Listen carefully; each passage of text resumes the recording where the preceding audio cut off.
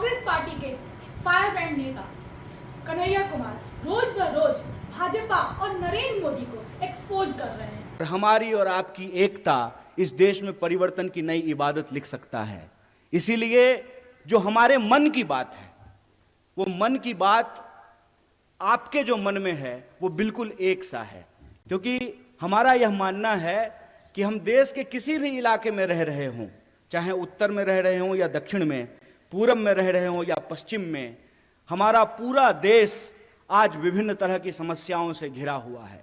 अगर इन समस्याओं से हम निजात पाना चाहते हैं तो हमारे और आपके बीच में संवाद होना बहुत जरूरी है। और उसी संवाद के सिलसिले में मैं दो चार बातें आपसे करना चाहता हूं। मैं मार्गदर्शन करने के लिए आपका नहीं आया हूं, आपसे मार्गदर्शन प्राप्त करने के लिए आया हूं। आप सब लोग रोज न्यूज देखते होंगे, आपके व्हाट्सएप पे रोज कोई ना कोई मैसेज आता होगा। यहां नौजवान सब बैठा हुआ है, क्या व्हाट्सएप पे कभी मैसेज आया है कि नेहरू जी मुसलमान हैं? आया है कि नहीं आया है? आया है ना। यहां जितने लोग बैठे हुए हैं, कोई ऐसा व्यक्ति नहीं है जिसको कांग्रेस पार्टी के बारे में, नेहरू जी के बारे में, गांधी जी के बारे में, हमारे नेता राहुल गांधी के बारे में मिस इन्फॉर्मेशन नहीं आया हो। कोई ऐसा व्यक्ति नहीं है। तो मैं यहां इतिहास की एक घटना आपके सामने रखना चाहता हूं। जब लोदियों का शासन था दिल्ली में, तो बाबर तोप लेकर के आया था। तकनीक नई थी और उस नई तकनीक के बदौलत बाबर ने लोदियों को हरा दिया और मुगल राज की स्थापना हो गई। मुगल का राज चलने लगा और बाद में जितने भी मुगल शासक हुए वो यहीं पर रहे, यहीं पे उन्होंने शादियां की और उनके बाल बच्चे जो हैं वो राज करने लगे। फिर अंग्रेज बंदूक लेकर के आए, मुगलों के राज को समाप्त किया और अंग्रेजों की राज जो है वो स्थापित हो गई। 200 साल तक अंग्रेजों का राज रहा हमारे ऊपर। और जब मैं पुनर्जागरण की धरती कहता हूं तो पुनर्जागरण की धरती कहने का क्या मतलब है? पुनर्जागरण की शुरुआत ईस्ट में बंगाल से हुआ और वेस्ट में महाराष्ट्र से हुआ था। इसीलिए जब आप स्वतंत्रता आंदोलन के इतिहास को देखेंगे तो सबसे ज्यादा बंगाल और महाराष्ट्र के लोग इस देश की आजादी के लिए कुर्बान होने वाले लोग आपको मिलेंगे। तो फिर अंग्रेजों को उस राज को कौन सी तकनीक से समाप्त किया गया? गांधी जी के हाथ में बंदूक तो नहीं था। और आप यह जान लीजिए, शहीद आजम भगत सिंह ने भी यह कहा कि क्रांति जो होती है, इनकलाब जो होता है, वो बम और पिस्तौल से नहीं आता है। कई बार हमारे जो नौजवान साथी हैं उनके व्हाट्सएप पे यह भी मैसेज आता है कि जब शहीद आजम भगत सिंह को फांसी हो,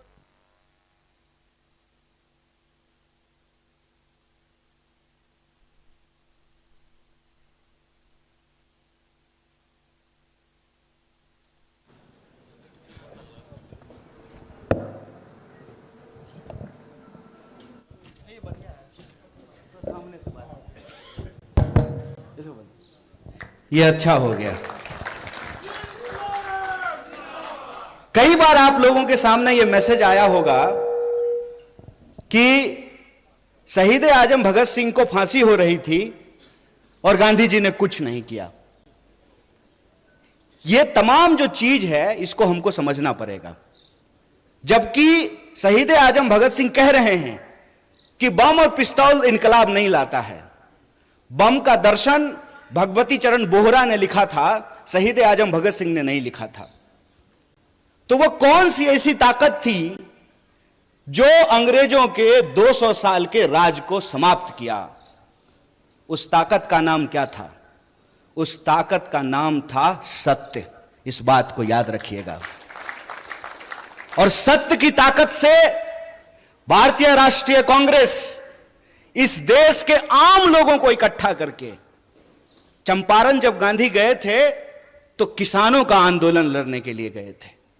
महिलाओं को जब इकट्ठा किया पिकेटिंग आंदोलन के लिए, शराबबंदी के लिए, तो महिलाएं आंदोलन कर रही थी, आदिवासी आंदोलन कर रहे थे, दलित आंदोलन कर रहे थे, शेतकरी आंदोलन कर रहे थे, कामगारों का आंदोलन हो रहा था और तमाम आंदोलनों को इकट्ठा करके महात्मा गांधी ने, जो अंग्रेजों के हाथ में बंदूक थी, बड़े बड़े जंगी जहाज थे, सत्य की ताकत से उसको परास्त कर दिया और 15 अगस्त 1947 को इस देश को आजादी मिल गई।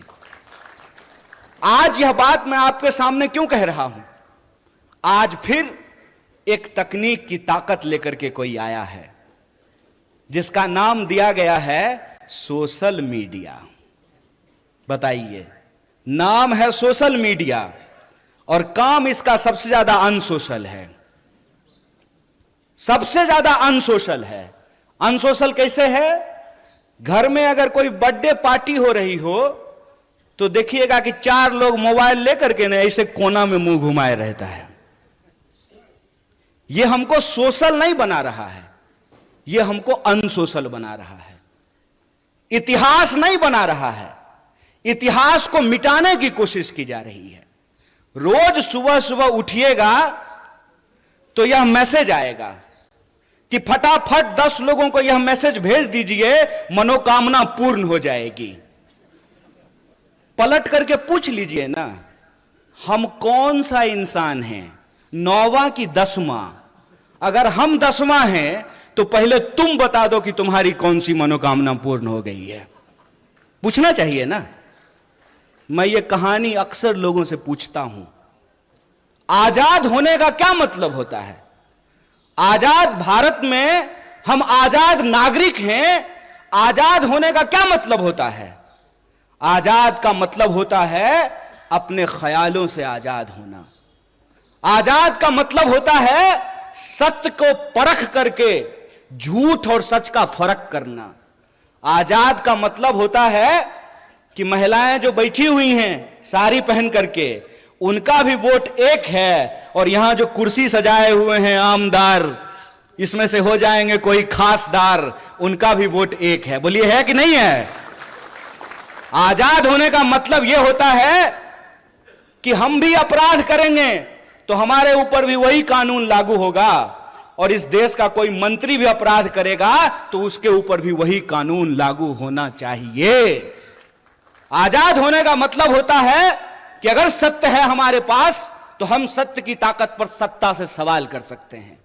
आजाद होने का मतलब होता है खुली हवा में सांस लेना, अपने देश के लिए, समाज के लिए अपने कर्तव्य को पूरा करना। और राज्य और सरकार का यह कर्तव्य है कि वह नागरिक की जरूरतों को पूरा करे। यह होता है आजाद होने का मतलब। हमको पता भी नहीं चल रहा है कैसे धीरे धीरे स्नेह स्नेह हमारी आजादी हमसे छीनने की कोशिश की जा रही है और हमारी जो सोचने की क्षमता है। ऐसे ही आप पुनर्जागरण की धरती के लोग नहीं हैं। आप इसलिए पुनर्जागरण की धरती के लोग हैं क्योंकि आपकी मिट्टी से संत तुकाराम पैदा हुए। इसीलिए आप पुनर्जागरण की धरती हैं कि आपकी मिट्टी से सावित्रीबाई फूले और ज्योतिबा फूले पैदा हुए। इसीलिए आप पुनर्जागरण की भूमि है कि आपकी मिट्टी पे डॉक्टर बाबा साहब भीमराव अंबेडकर ने उसको अपनी कर्म भूमि बनाने का काम किया।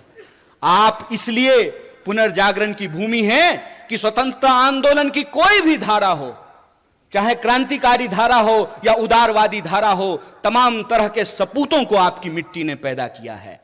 आप इसलिए पुनर्जागरण की धरती हैं क्योंकि आपके यहां क्रांतिकारी कवि अन्ना भाऊ साठे पैदा हुए हैं।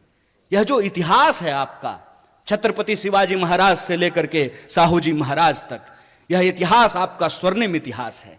लेकिन आज आप देखिए कि इस मिट्टी के जो लोग हैं उनको कैसे मूर्ख बनाया जा रहा है।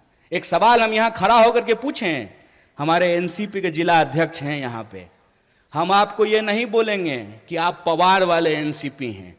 हम आपको यही कहेंगे कि आप सच्चा एनसीपी हैं, वो खरीदा हुआ एनसीपी है। आप सच्चा एनसीपी हैं और वो भाजपा का जो इलेक्शन डिपार्टमेंट है ना, इलेक्शन डिपार्टमेंट ईडी, पूरी सरकार ही चल रही है ईडी और सीडी पे। या तो ईडी भेजते हैं या सीडी भेजते हैं।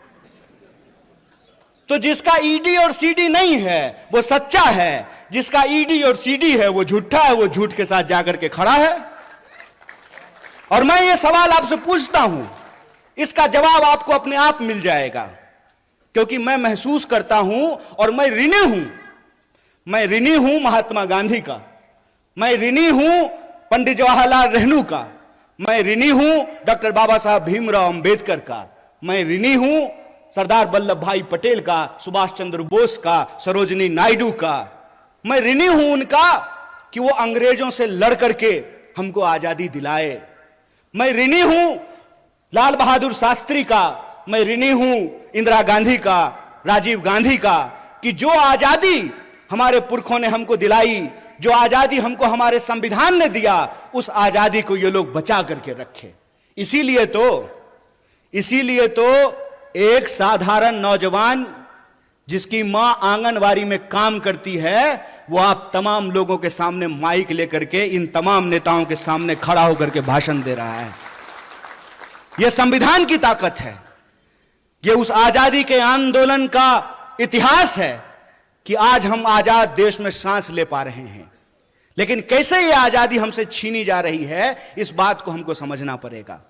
कैसे नए तकनीक का, इंटरनेट का और सोशल मीडिया का सहारा लेकर के झूठ परोसा जा रहा है और सत्य को झुठलाने की कोशिश की जा रही है, इस बात को हमको समझना पड़ेगा।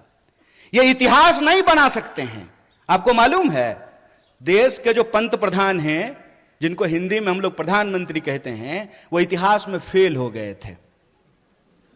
मैं मजाक नहीं कर रहा हूं, मैं झूठ नहीं बोलता हूं, क्योंकि मैं भाजपा में नहीं हूं,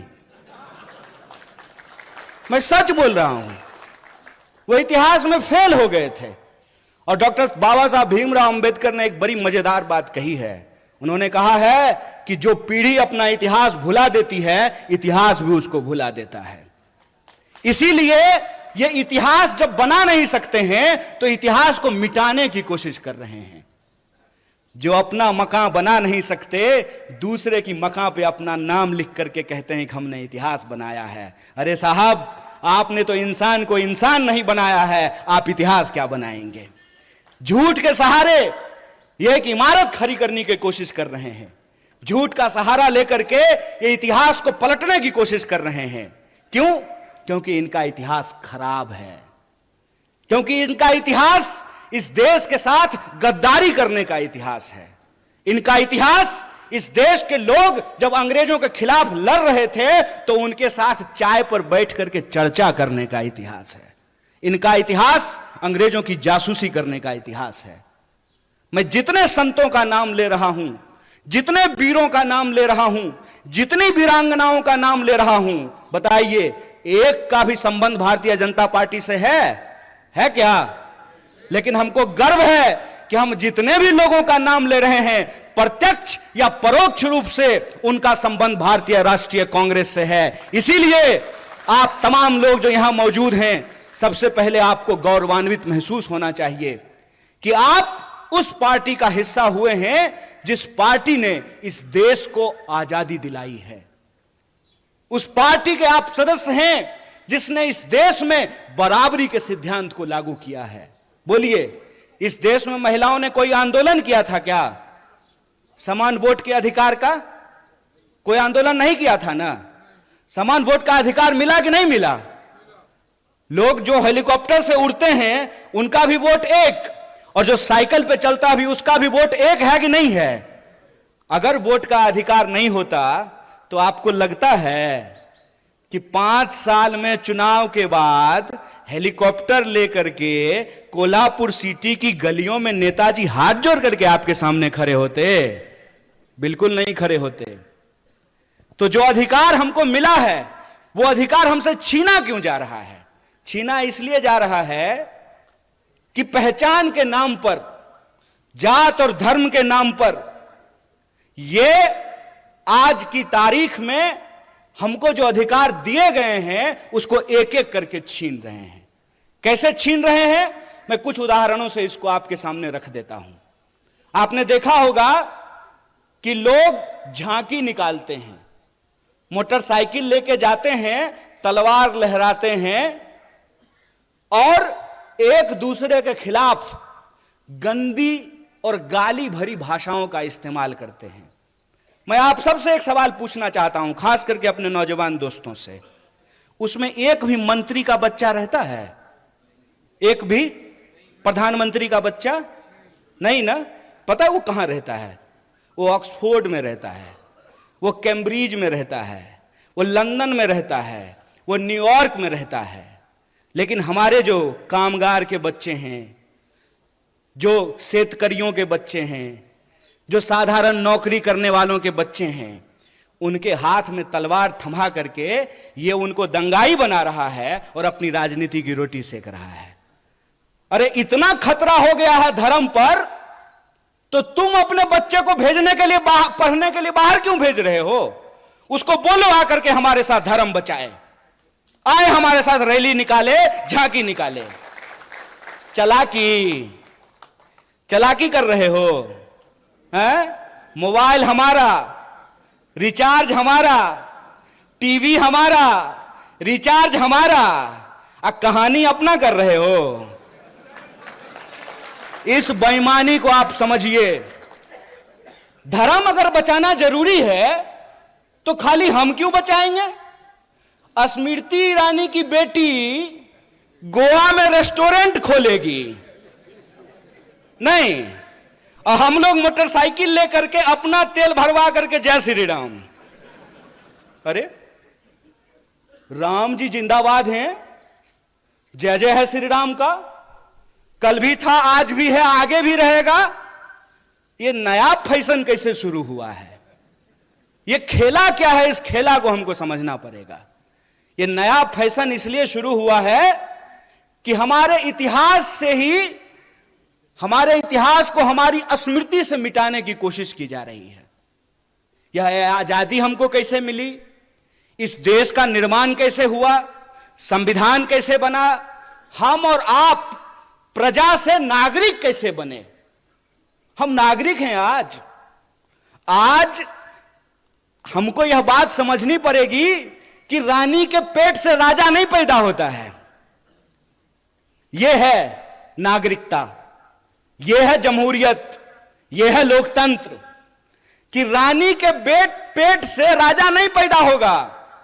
राहुल गांधी जी को भी अमेठी में जाकर के चुनाव लड़ना पड़ेगा। बोलिए, लड़ना पड़ेगा ना? ये लोकतंत्र है। एक बात बताइए, इंदिरा जी चुनाव नहीं लड़ी थी? लड़ी थी ना? राजीव जी चुनाव नहीं लड़े थे? लड़े थे ना? राहुल जी चुनाव लड़ रहे हैं ना? राहुल जी चुनाव जीत करके पार्लियामेंट में है ना? और प्रियंका जी चुनाव नहीं लड़ी हैं तो पार्लियामेंट में है क्या? तो यह परिवारवाद की नई कहानी हमको सुना रही है। तो आप सब अपने मन में विचार कीजिए। आजाद होने का मतलब है आजाद ख्याल से प्रश्न करना। मैं मंच पे खड़ा हूं तो मैं जो भी बोलूंगा उसको आप यूं ही सच मत मान लीजिए। आप अपने मन में विचार कीजिए कि अगर भाजपा कहती है कि राहुल गांधी जी का सांसद बनना परिवारवाद है, तो अमित शाह का जो बेटा है, देखें उसका मुंह देखें अजय शाह का है? उसका बीसीसीआई का सेक्रेटरी बनना परिवारवाद है कि नहीं है? और ज्योतिरादित्य सिंधिया जब यूपीए में मंत्री थे, उनके पिताजी भी मंत्री थे, माधवराव सिंधिया। तो जब तक वो कांग्रेस में थे तब तक परिवारवाद था, और जो ही मोदी जी के बगल में जाकर के बैठ गए हैं तो ताली बजा रहे हैं। आहा, उनकी सूरत देख रहे हैं।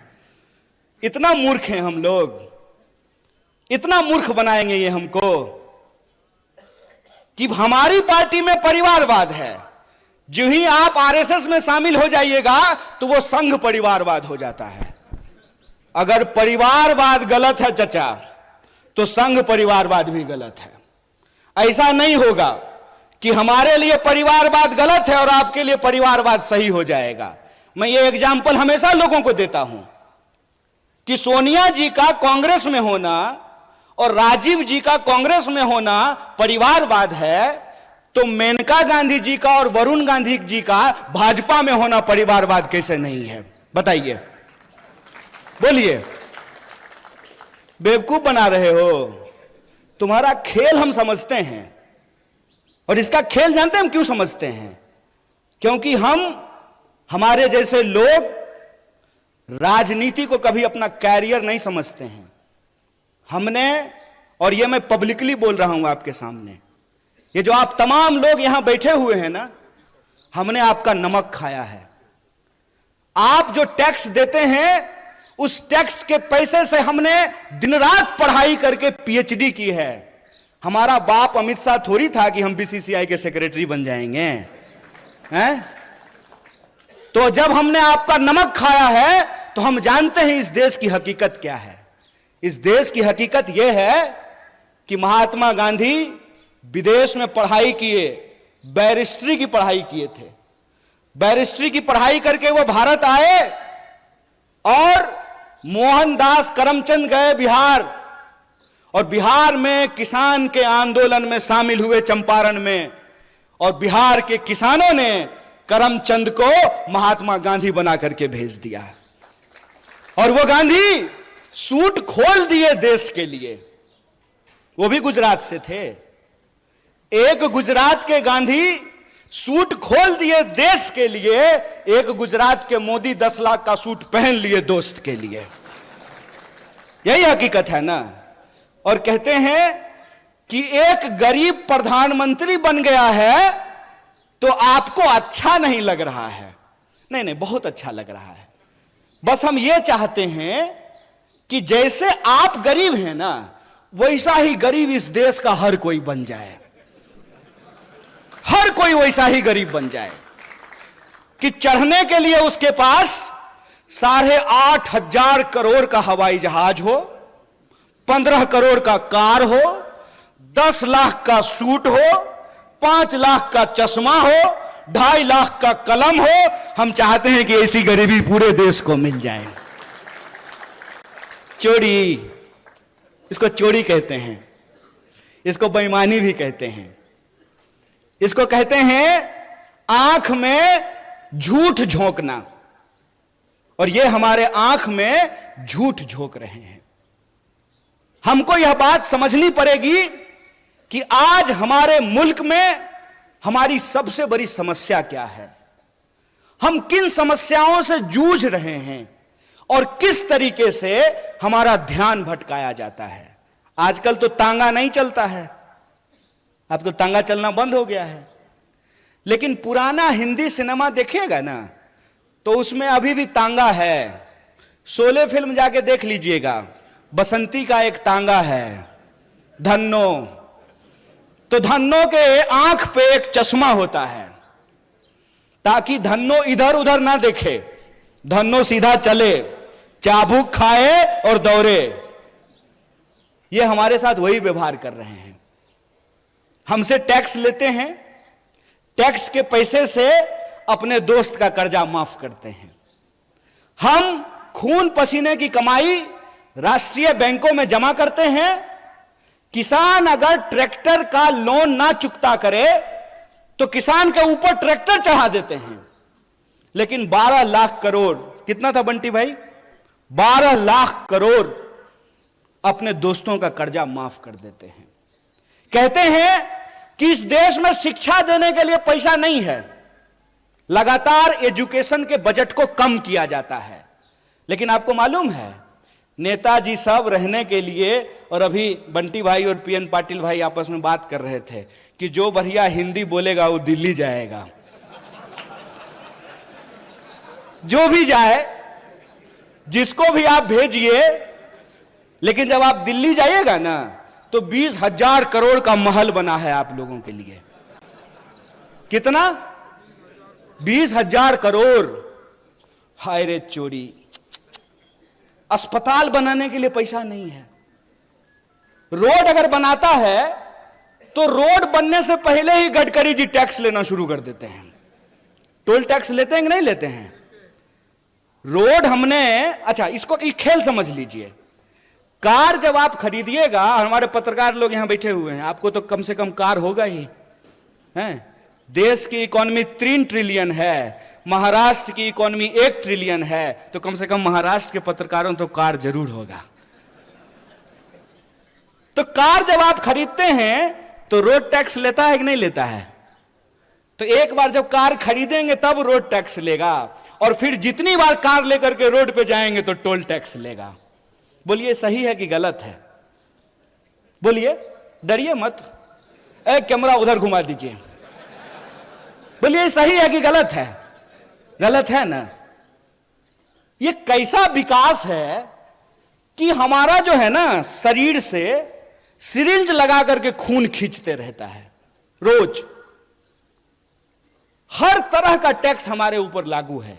नौजवान दोस्त यहां बैठे हुए, आपकी जानकारी के लिए बता दूं, जो यूथ हॉस्टल है, वर्किंग विमेन हॉस्टल है, उस पर भी 12% का जीएसटी लगा दिया गया है। एक शिक्षा पे टैक्स, सड़क पे टैक्स, अस्पताल पे टैक्स, दवाइयों पे टैक्स, हमसे हर चीज पे टैक्स ले रहे हैं। और बदले में क्या कहते हैं? आत्मनिर्भर बनिए। वाह, कितना सुंदर शब्द है, आत्मनिर्भर बनिए। तो एक बात हमको बता दीजिए, सोच के बता दीजिए। जरूरी नहीं है कि हमारी बात मान लीजिए, लेकिन सोचिए जरूर। आजाद भारत के आजाद नागरिक हैं आप, आपका हक है कि आप सोचें, और उसमें भी आप महाराष्ट्र के हैं। आप आज सोचेंगे, भारत उसको कल सोचेगा। इसलिए आपको जरूर सोचना चाहिए कि अगर सरकारी रोड नहीं होना चाहिए, सरकारी अस्पताल नहीं होना चाहिए, सरकारी स्कूल नहीं होना चाहिए, सब आत्मनिर्भर होना चाहिए, तो सरकारी प्रधानमंत्री भी नहीं होना चाहिए। बोलिए क्या आमदार साहब, बोलिए कि आपको पेंशन मिलेगा? ये जो यहां कांस्टेबल खड़ा है, क्या जी पेंशन मिलता है? तो बोलिए ना इनको नहीं मिलता है। बोलिए, इसको देखिए और इसको समझिए। और मैं आप लोगों से एक बात कहना चाहता हूं, गुजरात से आया मेरा दोस्त, दोस्त को सलाम करो। आजकल अजीत दादा सलाम ठोक रहे हैं। नहीं, प्रधानमंत्री ने अपने भाषण में कहा कि 70,000 करोड़ का घोटाला किया है अजीत दादा ने, ऐसा प्रधानमंत्री ने कहा। इलेक्शन डिपार्टमेंट सक्रिय हो गया, ईडी। अब कोई घोटाला नहीं हुआ है, भाजपा के वॉशिंग मशीन में सब साफ हो गया है। अब दाग अच्छे हैं, क्योंकि दाग भाजपाई हैं। इस खेल को आप समझिए कि कुछ भी सरकारी नहीं होगा तो सरकारी संसद किस लिए होगा? 20,000 करोड़ का सरकारी प्रधानमंत्री किस लिए होगा? इस देश के नागरिकों को यह समझना पड़ेगा कि इस देश में कितनी बड़ी लूट चल रही है। अंबानी का एक दिन का जो इनकम है, एक दिन का बोल रहे हैं, एक दिन का, उसमें एक दिन के इनकम में 75 लाख, कितना? 75 लाख मनरेगा के मजदूरों को वेतन दिया जा सकता है। यह खेल हम नहीं समझेंगे। देश की आजादी को 75 साल हो गए हैं, 77वां स्वतंत्रता दिवस मनाया जा रहा है। ऐसा कैसे हो गया भाई कि 2-4 लोग बहुत अमीर हो गए और बाकी जो जनता थी वो जो है हर चीज के लिए तरसने लगी है? पहले क्या बोले थे? पहले बोले थे कि जब प्राइवेटाइजेशन होगा ना तो कंपटीशन होगा, इसीलिए कोऑपरेटिव को समाप्त कर दो। आप बहुत सौभाग्यशाली हैं पीएन पाटिल साहब कि आपका कोऑपरेटिव चल रहा है। क्यों? क्योंकि जया शाह का पप्पा कोऑपरेटिव मंत्री बना है। वो जिस चीज के मंत्री बनते हैं ना, उसका बस जय श्री राम होता है। वो आजकल गृह मंत्री हैं। गृह मंत्री का काम है देश की कानून व्यवस्था को सुरक्षित रखना। मणिपुर में कानून व्यवस्था सुरक्षित था, आप लोगों ने देखा कि नहीं देखा? पुलिस थानों पे हमले हुए, हथियार लूट लिए गए, गोली लूट लिया गया, महिलाओं को निर्वस्त्र करके घुमाया गया। क्यों? क्योंकि गृह मंत्री जी अपनी ड्यूटी पे लगे हुए थे। प्रधानमंत्री 22-22 घंटा काम करते हैं, तब जाकर के देश की यह हालत पहुंची है कि इस देश में 5.5 लाख इंजीनियर हर साल पैदा होते हैं और 1.5 लाख लोगों को भी नौकरी नहीं मिलती है। इसीलिए मैं जो बोलता हूं तथ्य और प्रमाण के साथ बोलता हूं। मैं आपके सामने बोल रहा हूं। प्रधानमंत्री जी ने कहा कि 2022 तक सबको पक्का मकान मिल जाएगा। मिल गया कि नहीं मिल गया? नहीं मिला तो मतलब प्रधानमंत्री झूठ बोल रहे हैं क्या? या तो आप लोग झूठ बोल रहे हैं या प्रधानमंत्री झूठ बोल रहे हैं। कौन झूठ बोल रहा है? प्रधानमंत्री झूठ बोल रहा है। तो हम बोल सकते हैं ना कि भारत का प्रधानमंत्री झूठा है। बोलिए, नंगा को नंगा कहेंगे कि नहीं कहेंगे? झूठा को झूठा कहेंगे कि नहीं कहेंगे? और हम कहेंगे जो झूठ बोलेगा उसको झूठा। और तुम्हारे इलेक्शन डिपार्टमेंट में कितना दम है वो हम देखे हैं। जब आ रहे थे ना कोल्हापुर सिटी से मसाल के पीछे पीछे, तो कोल्हापुर का जेल देखते हुए आए हैं। जगह है कितनी जेल में तेरे, देख लिया है, देखेंगे, देखे हुए हैं। बोलेंगे झूठ, झूठा हो तुमने झूठ बोला है इस देश की जनता से। तुमने झूठ बोला कि हम इस देश के एक एक इंसान के खाते में 15 लाख रुपया पहुंचाएंगे। तुमने झूठ बोला कि हर साल 2 करोड़ नौकरी पैदा की जाएगी। तुमने झूठ बोला कि किसानों की आमदनी दोगुनी की जाएगी। तुमने झूठ बोला कि 2022 तक सबको पक्का मकान मिल जाएगा। तुमने झूठ बोला कि महंगाई को कम करेंगे। तुमने झूठ बोला कि महिलाओं के ऊपर अत्याचार को कम करेंगे। तुम इस देश की जनता से झूठ बोल रहे हो और तुम्हारी ताकत है झूठ बोलना। तो याद रखना कि तुम अगर झूठ के रास्ते पे चल सकते हो, फिर से इस देश को गुलाम बनाने की साजिश रच सकते हो। जिन अंग्रेजों की चापलूसी करते थे, आज उन्हीं दोस्तों के साथ खड़ा होकर के अगर उस देश में तुम कंपनी राज लाना चाहते हो, तो तुमको बता देना चाहते हैं कि हम भी महात्मा गांधी के राह पे चलने वाले लोग हैं। तुम्हारे झूठ का मुकाबला सच से करेंगे और तुम्हारे झूठ को हराएंगे। यह लड़ाई 2 तरह के सोच के बीच की लड़ाई है। एक तरफ वो है जो दिन दहाड़े बिना किसी लाग लपेट के झूठ बोलते हैं। दूसरी तरफ हम तमाम लोगों को एकजुट होना पड़ेगा जो सच बोलते हैं। पहली लड़ाई है झूठ और सच की, दूसरी लड़ाई है डर और साहस की। बताइए, शहीद आजम भगत सिंह 23 साल की उम्र में हंसते हंसते फांसी के फंदे पे झूल गया। झूल गया कि नहीं झूल गया? बटुकेश्वर दत्त, सुखदेव, राजगुरु, चंद्रशेखर आजाद झूल गए कि नहीं झूल गए? और आप जान लीजिए, जितने क्रांतिकारी थे उनका केस अगर कोई लड़ता था तो उस वकील का नाम पंडित जवाहरलाल नेहरू था। इस बात को याद रखिएगा। ये झूठ बोलते हैं, ये झूठ बोलते हैं, हमारे इतिहास को तोड़ने और मरोड़ने की कोशिश करते हैं। तो जो क्रांतिकारियों की परंपरा है जो वीरता के साथ खड़ी होती है, तो एक तरफ अंग्रेजों से माफी मांगने वाले डरपोक लोग हैं, एक तरफ अंग्रेजों की चापलूसी करने वाले, जासूसी करने वाले डरपोक लोग हैं, दूसरी तरफ हम साहसी और बहादुरी लोगों को इकट्ठा होना पड़ेगा। तो दूसरी लड़ाई है साहस और डर का। और तीसरी लड़ाई है कि वो समाज को हमेशा बांटने का काम करते हैं। हमेशा कभी जात के नाम पे बांटेंगे, कभी धर्म के नाम पे बांटेंगे। जहां धर्म होगा वहां धर्म का झगड़ा लगाएंगे, जहां धर्म नहीं होगा वहां जात का झगड़ा लगाएंगे। आप मणिपुर का उदाहरण देख लीजिए, वहां आपस में लोगों को लड़ा रहे हैं कि नहीं लड़ा रहे हैं। आप हरियाणा का उदाहरण उठा करके देख लीजिए, वहां कैसे लोगों को लड़ाने की कोशिश की गई। आप उत्तर प्रदेश देख लीजिए, आप महाराष्ट्र देख लीजिए। तमाम राज्यों में ये राज्य के जो लोग हैं उनको आपस में बांटते हैं। क्यों? क्योंकि अंग्रेजों से इन्होंने एक चालाकी सीखी है, फूट डालो राज करो। हमको यह बात समझनी पड़ेगी कि आज महाराष्ट्र के लोगों के आत्मसम्मान का सवाल है कि कोई बाहर से आकर के संत तुकाराम की धरती पर रहने वाले लोग, समता भूमि पे साहू महाराज की भूमि में जन्म लिए लोगों को यह बात समझनी पड़ेगी कि कोई बाहर से आकर के महाराष्ट्र के परिवार को आपस में विभाजित कर रहा है, महाराष्ट्र के लोगों को लड़ा रहा है। यह मामला शिवसेना, एनसीपी और कांग्रेस का नहीं है, यह मामला सच और झूठ का है और महाराष्ट्र के लोगों को सच के साथ खड़ा रहना पड़ेगा। अगर कोई गलत है तो वो गलत है, वो भाजपा में जाने से ठीक नहीं हो जाता है।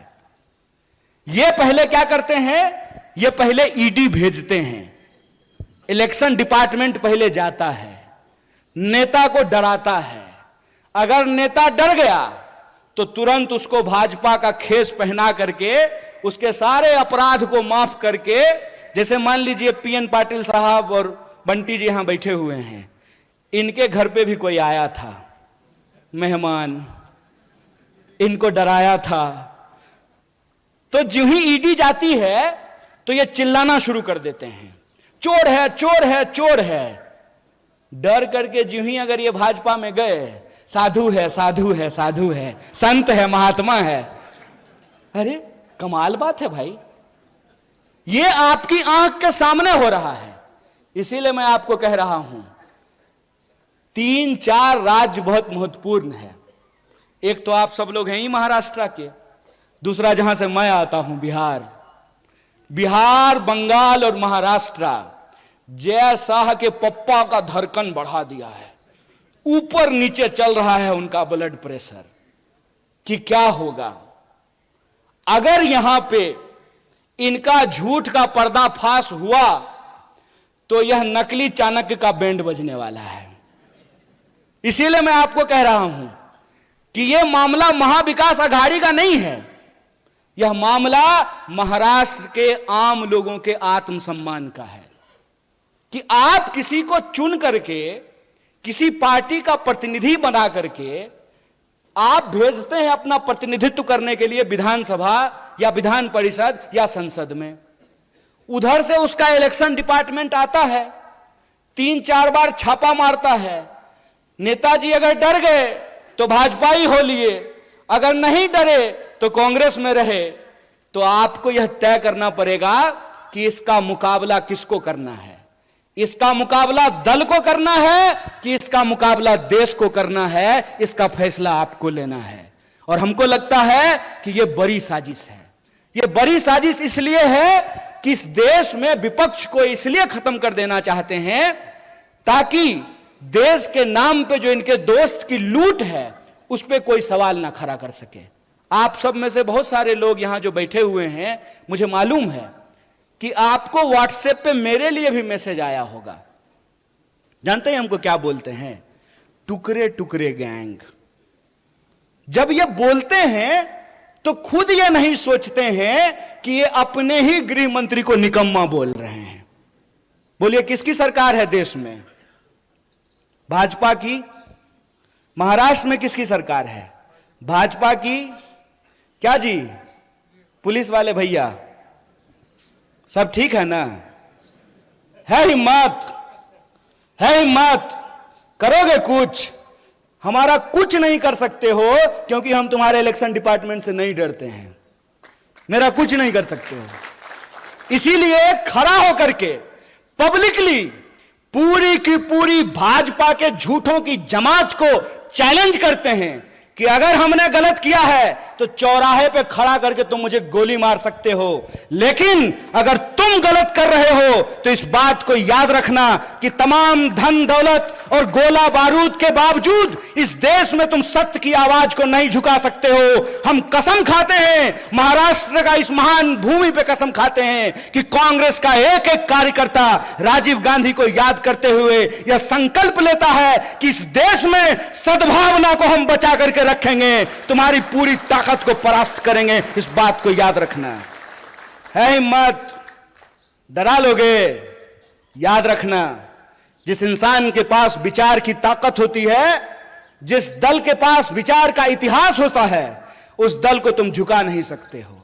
जानते हैं मोदी जी सुबह सुबह 15 अगस्त को उठ करके तैयार होकर के बढ़िया सूट वूट पहन करके बाल वाल सेट करा लिए थे। बुढ़ापे में भी जो है बाल का बहुत ध्यान रखते हैं। और वहां गए और जाते ही झूठ बोलना शुरू कर दिया। ये क्यों बार बार परिवारवाद बोल करके कांग्रेस पे हमला करते हैं? इसकी क्या वजह है? इसकी वजह यह है कि इनको मालूम है कि ये जिस व्यक्ति को अपना दुश्मन चुन लिए हैं ना, पहली बात तो ये वो व्यक्ति इनको अपना दुश्मन मानता ही नहीं है, क्योंकि ये आदमी ही उस लेवल के नहीं है। सच बात बता रहे हैं आपको। और दूसरा, इन्होंने सब कुछ कर लिया, खरीदने की कोशिश कर ली, डराने की कोशिश कर ली, सब कुछ करने के बाद ये इस नतीजे पर पहुंचे हैं भाई ये इंदिरा गांधी का पोता है, मर जाएगा, झुकेगा नहीं। जिस परिवार ने इस देश की एकता और अखंडता के लिए दो दो प्रधानमंत्री की जान गंवाई हो, उसको टुकड़े टुकड़े गैंग बोलते हो। अरे जब बोलते हो ना तो शर्म से तुम्हारा जुबान कट जाना चाहिए अपने आप। अगर शर्म होती ना तो यह बोलने की हिम्मत नहीं करते। नेहरू के बारे में व्हाट्सएप मैसेज फैलाते हो कि नेहरू ने इस देश को बर्बाद कर दिया। अगर नेहरू नहीं होते ना, एक इंसान को एक इंसान के वोट का अधिकार नहीं मिला होता ना, तो आपको लगता है मोदी जिस गर्व से कहते हैं कि मेरी मां बर्तन मांजती थी, तो बर्तन मांजने वाली का बेटा देश का प्रधानमंत्री बन पाता? संभव था ये? अगर कांग्रेस 70 साल तक इस देश की जमहूरियत को बचा करके नहीं रखती, तो जयशाह का बाप तरीपार होने के बाद देश का गृह मंत्री बन पाता? खेला कर रहे हो। यह सच्चाई आज न कल इंसान के सामने आएगी, क्योंकि सच और झूठ में एक फर्क होता है। झूठ को चाहे आप कितनी बार भी बोल लीजिए, लेकिन वो सच को नहीं दबा सकता है।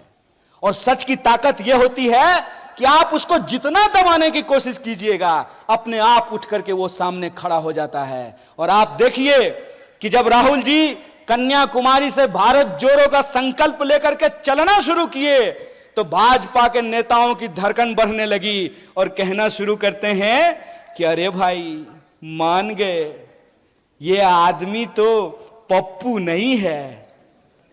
खुद ही बोलना शुरू कर दिए। क्यों? क्योंकि इन्होंने हजारों करोड़ खर्च किया उस इंसान को बदनाम करने के लिए। हजारों करोड़ खर्च किया उस इंसान को पप्पू साबित करने में, और उसने कुछ नहीं किया। उसका जो नाम है ना, राहुल और गांधी, राहुल को उन्होंने भुला दिया और गांधी को अपना करके चलना शुरू कर दिया है। और इस कदम वो बढ़ाते गए, कारवां बढ़ता गया, लोग जुड़ते गए। और आप तमाम जो कोल्हापुर के लोग हैं, आप जानते हैं कि 700 किलोमीटर यहां से चल करके हिंगोली में आप लोग भारत जोड़ो यात्रा का साक्षात जो है दर्शन किए हैं, उसमें शामिल हुए हैं। सच की एक ताकत होती है कि सच को आप नहीं छुपा सकते हैं। और सच यह है कि कांग्रेस पार्टी का मतलब, भारतीय राष्ट्रीय कांग्रेस का मतलब है सत्य। भारतीय राष्ट्रीय कांग्रेस का मतलब है साहस। भारतीय राष्ट्रीय कांग्रेस का मतलब है एकता। यह जो तीन चीज है, सत्य, साहस और एकता, यह हमारी पहचान है। झूठ, नफरत और विभाजन, यह उनकी पहचान है। इस बात को हमको समझना पड़ेगा। यह लड़ाई इस मुल्क में दो सोच की लड़ाई है। आपको तय करना है कि आप सच के साथ खड़े हैं कि झूठ के साथ खड़े हैं। बताइए, समता भूमि के तमाम नागरिकों से मैं यह सवाल पूछना चाहता हूं कि आप सत्य के साथ खड़े हैं? नहीं, सत्य की आवाज थोड़ी और बुलंद होती है। सत्य के साथ खड़े हैं ना? अगर आप सत्य के साथ खड़े हैं तो यह जो नकली चाणक्य है ना, नकली चाणक्य को पहचानते हैं कि नहीं? अरे वही फादर ऑफ जयशाह, वो अपने आप को जो है चाणक्य कहते हैं। वो चाणक्य जो है ना, सूटकेस लेकर के घूमते रह जाएंगे। मुझे पूरा भरोसा है कि महाराष्ट्र के लोग इनके झूठ को धूल चटाएंगे, इनको जरूर हराएंगे। इस बात का हमको भरोसा है। और इस बार ये देखना ही नहीं है, इस बार यह नहीं देखना है कि किसका फेटा कैसा है, किसका कुर्ता कैसा है, किसका जो है सिंबल कैसा है। सिर्फ एक बात देखना है कि जो झूठ बोल रहा है, जो आपको डरा रहा है और जो नफरत फैला रहा है, वो भाजपाई है। जो सच बोल रहा है, जो लोगों की एकता की बात कर रहा है, क्योंकि एकता की बात गांधी करते थे। गांधी क्या कहते थे? गांधी कहते थे, रघुपति राघव राजा राम, पतित पावन सीताराम, ईश्वर अल्लाह तेरो नाम, सबको सन्मति दे भगवान। और यह जो सबको सन्मति का जो भाव है, वो सबको सन्मति का भाव सिर्फ गांधी का भाव नहीं है। वही भाव साहू जी महाराज का भाव है, वही भाव संत तुकाराम का भाव है, वही भाव डॉक्टर बाबा साहब भीमराव अंबेडकर का भाव है, वही भाव फूले का भाव है, वही भाव इस देश में नानक का भाव है, कबीर का भाव है। इस देश के भीतर जो त्याग और तपस्या का भाव है, वह भाव है सबको साथ लेकर चलने का भाव। और सबको साथ लेकर चलने की जो भावना है, कोल्हापुर के एक एक नागरिकों को इसके बारे में मालूम है, क्योंकि साहू जी महाराज ने किसी एक जाति के लिए नहीं बल्कि सभी जातियों के लिए छात्रावास का निर्माण कराया था। तो यह जो सबको साथ लेकर चलने का भाव है, यह जो एकता का भाव है, इस भाव को हमको बचाना है। जो प्रेम का भाव है उसको हमको बचाना है। जो सत्य के प्रति हमारी निष्ठा है उसको हमको बचाना है। और यह हमको इसलिए बचाना है कि जो पुरखों ने मिट्टी हमारे हाथ में सौंपी है, जो पुरखों ने संविधान हमारे हाथ में सौंपा है, जो पुरखों ने जमहूरियत और लोकतंत्र हमारे हाथ में सौंपा है, इसको हमको अपनी आने वाली पीढ़ी के लिए सुरक्षित रखना है, ताकि जब हम इस जमहूरियत को बचाएं तो कल को उस जमहूरियत को का इतिहास पढ़ने वाले यह लोग समझ सकें, पढ़ सकें कि देश की आजादी तो 47 में मिल गई, लेकिन उस आजादी को बचाए रखने का आंदोलन भी कांग्रेस पार्टी, भारतीय राष्ट्रीय कांग्रेस के नेतृत्व में चलाया गया। इस आजादी को हमको बचाना है। और जनता के जो मूल सवाल हैं उनकी कोशिश रहेगी कि वो इधर उधर की बात करेंगे, उनकी कोशिश रहेगी कि इतिहास का झूठ आपके सामने ला करके परोसेंगे, उनकी कोशिश रहेगी कि आपको डराने का कोशिश करेंगे। डर का मैसेज आता है कि नहीं आता है? डर का मैसेज आता होगा कि अब्दुल को 11 भाई बहन है, यह मैसेज आता है कि नहीं आता है? कल को अगर मुसलमान ज्यादा हो गए तो यहां संविधान समाप्त हो जाएगा और शरिया कानून लागू हो जाएगा। ऐसा मैसेज व्हाट्सएप पे आता है कि नहीं आता है? आता है ना। यह डर क्यों फैलाया जाता है? यह डर इसलिए फैलाया जाता है ताकि आप यह ना सोच सकें कि अंबानी की एक दिन की आमदनी में 75 लाख मनरेगा मजदूरों को वेतन दिया जा सकता है, ताकि आप यह ना सोच सकें कि अदानी के सेल कंपनी में 20,000 करोड़ किसके हैं, ताकि आप यह ना सोच सकें कि देश का 99% ठेका एक परिवार को दिया जा रहा है, ताकि आप यह ना सोच सकें कि परिवारवाद इधर गलत है और परिवारवाद उधर सही हो जाता है। अजीत दादा पवार जब महाविकास अघाड़ी में थे तो 75,000 करोड़ का घोटाला करने का आरोप प्रधानमंत्री ने लगाया। जी ही भाजपा में जाकर के शामिल हो गए तो इलेक्शन डिपार्टमेंट लगता है नींद की गोली लेकर के सो गया है, या हो सकता है अजीत दादा के घर का रास्ता भूल गया हो, उसको एड्रेस नहीं मालूम हो। ये जो खेल चल रहा है, इस खेल को हमको समझना पड़ेगा। वो हमको जाति और धर्म में उलझा करके हमारा वोट ले रहे हैं, और जब उनको गद्दी मिल रहे हैं तो अपने बच्चे को पढ़ने के लिए विलायत भेज रहे हैं और हमारे बच्चों को दंगाई बना रहे हैं। यह सवाल हमारे सामने गंभीर है और इस गंभीरता को हमको समझना पड़ेगा।